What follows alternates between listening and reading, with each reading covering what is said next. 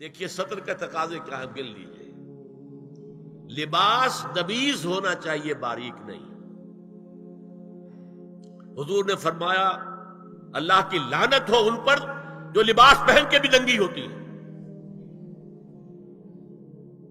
باریک اتنا لباس ہے یا چست اتنا لباس ہے، ڈھیلا ڈھالا ہونا چاہیے، نبیز ہونا چاہیے۔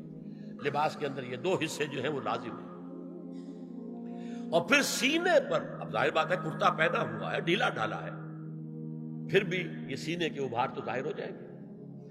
ان پر ایک اضافی اوڑھنی سر پر سے لے کر اور اپنے اس گریبان کے اوپر بکل مار لینا، تاکہ یہ جو نسوانی حسن کا دوسرا مظہر ہے، پہلا چہرہ سب سے بڑا چہرہ۔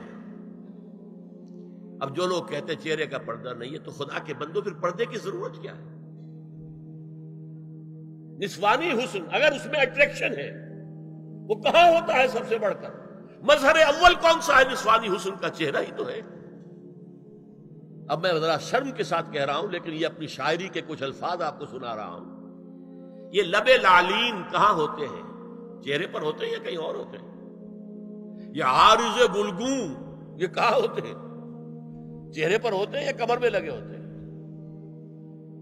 یہ چاہے زقن، ٹھوڑی میں اگر کچھ کھڈا پڑا ہوا ہو، چاہے زخم، یہ تعریفیں جو شاعری میں ہوتی ہیں یہ کہاں ہوتا؟ یہ مشگاں کے تیر یہ کہاں ہوتے ہیں؟ یہ نرگسی آنکھیں یہ کہاں ہوتی ہیں؟ اور ستواں ناک یہ کہاں ہوتی ہے؟ چہرہ ہی تو ہے، سب سے بڑی اٹریکشن تو چہرہ۔ اسی کو نہ چھپایا تو پھر اور کیا چھپایا؟ ہاں دوسری چیز، چھاتی کے ابھار بہت اٹریکٹیو ہوتے ہیں انسان کے لیے۔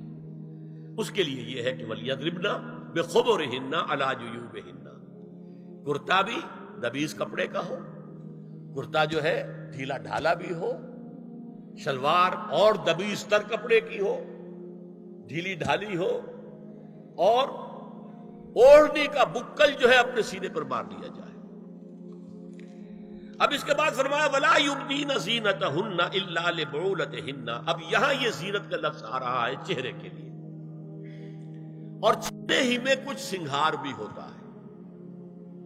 کوئی سرما لگایا ہوا ہے، فرض کیجئے کسی اور طرح کا کوئی زیور پہنا ہوا ہے، گلے میں پڑا ہے، کانوں میں بدے ہیں وغیرہ وغیرہ، یہ زینت چہرہ، اور اس کے ساتھ کوئی بناؤ سنگھار کا معاملہ، جس کی کہ حضور صلی اللہ علیہ وسلم نے تلقین کی ہے۔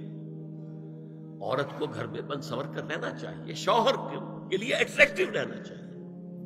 خاص طور پر شوہر جب آنے والا ہے شام کو دفتر سے، اس وقت عورت جو ہے بن سور کر رہے ہیں، اس لیے کہ اصل مقصد کیا ہے؟ جتنی بھی انسان میں سیکشول انرجی ہے وہ مرکوز رہے شوہر اور بیوی کے درمیان۔ یہ فلسفہ ہے، ادھر ادھر نگاہ جائے نا۔ جتنا یہ بانڈ آف لو ان اسپاؤسز کے درمیان مضبوط ہوگا، اتنا ہی خاندان کا ادارہ مضبوط، صحت مند اور اگلی اولاد کی تربیت کے لیے مثبت ماحول۔